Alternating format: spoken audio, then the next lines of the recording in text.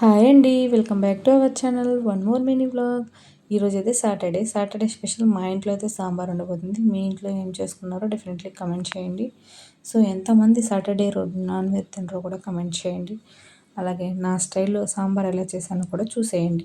So sambar కోసం ముందుగా ఏదైతే సాంబార్ ప్రిపేర్ చేసే కడాయి ఉంటుందో అది కడాయి పెట్టుకొని హీట్ అయ్యాక ఆయిల్ వేసుకొని దాంట్లో పోపు దినుసులని వేసుకొని అలాగే సన్నగా చోప్ చేసిన ఉల్లిపాయలు వేసి బాగా వేగనివ్వండి. తర్వాత పచ్చిమిర్చి, ఎండుమిర్చి, ఎల్లిపాయలు, కరివేపాకు రెబ్బలు వేసి బాగా వేయించండి. ఇదిలా కొంచెం దూరగా వేయించిన తర్వాత మీరు ఆల్రెడీ ముందుగా కట్ చేసి పెట్టుకున్న టమోటాలు వేసి మళ్ళీ మగ్గనివ్వండి. ఇలా మగ్గిన టమోటాల్లో సాల్టు అదేనండి కల్లుప్పు, కొంచెం కారం, కొంచెం పసుపు వేసి మరొకసారి బాగా మగ్గనివ్వండి. ఈ ప్రాసెస్ మొత్తం మీడియం ఫ్లేమ్లోనే చేయండి, ఎందుకంటే అడుగు అంటుకుంటుంది. నెక్స్ట్ అదే దాంట్లో కొంచెం జింజర్ పేస్ట్ వేయండి, లేదు అంటే కొంచెం దంచి వేసుకోండి, టేస్ట్ కోసం చాలా బాగుంటుంది. సో ఇలా బాగా మగ్గనిచ్చిన తర్వాత ముందుగా మనం కట్ చేసి పెట్టుకున్న వెజిటేబుల్స్ ఏవైతే ఉన్నాయో అవన్నీ దాంట్లో వేసి ఒకసారి అటు ఇటు టర్న్ చేయండి. మీరు ఎంతమంది ఎన్ని వెజిటేబుల్స్ వేసుకుంటారో డెఫినెట్లీ కమెంట్ చేయండి.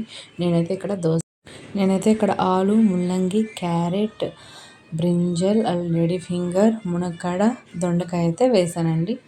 సో అలాగే మామిడికాయ కూడా. సో మీరు కూడా ఏవైతే ఇష్టం ఉంటాయో మీకు వెజిటేబుల్స్ అవన్నీ వేసుకోవచ్చు.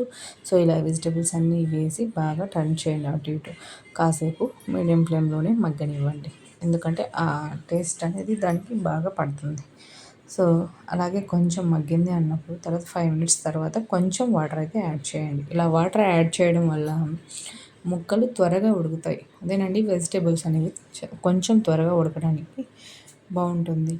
అలాగే వాటర్ వేసిన తర్వాత మీడియం ఫ్లేమ్లోనే ఉడికించండి. కాసేపటి తర్వాత మనం ఆల్రెడీ ముందుగా సోక్ చేసి పెట్టిన చింతపండు పల్ప్ని అయితే దాంట్లో వేసుకోండి. సాంబార్ అనగా చింతపండు పులుసు కొంచెం ఎక్కువే ఉండాలండి, ఎందుకంటే సాంబార్ కొంచెం పుల్లగా ఉంటే లైట్గా బాగుంటుంది. వీలైతే మీకు ఇష్టం ఉంటే యాడ్ చేసుకోండి కొంచెం బెల్లం ముక్క, లేదంటే లేదండి. సో ఇది కంప్లీట్గా ఉడికిందో లేదో తెలుసుకోవడానికి ఒక వెజిటేబుల్ తీసుకొని జస్ట్ నైఫ్తో అట్లా కట్ చేయండి. కట్ అయింది అంటే ఉడికినట్టే. సో ఆల్రెడీ ముందుగా మనం ఉడకబెట్టుకున్న పప్పుని దీంట్లో వేసేసి ఫైనల్లీ సాంబార్ పౌడర్ అయితే వేసేయండి. తెరిలేటప్పుడు కొంచెం కొత్తిమీర వేసి వేడివేడిగా సర్వ్ చేసుకుంటే టేస్ట్ చాలా బాగుంటుంది. సో ఎమ్మీ అండి. సో ఈ వీడియో కనుక మీకు నచ్చినట్లయితే లైక్ చేయండి, షేర్ చేయండి, సబ్స్క్రైబ్ చేయండి. ఇంతవరకు మన వీడియోని చూసినందుకు థ్యాంక్ యూ సో మచ్ అండి. Do follow for more videos. Thank you.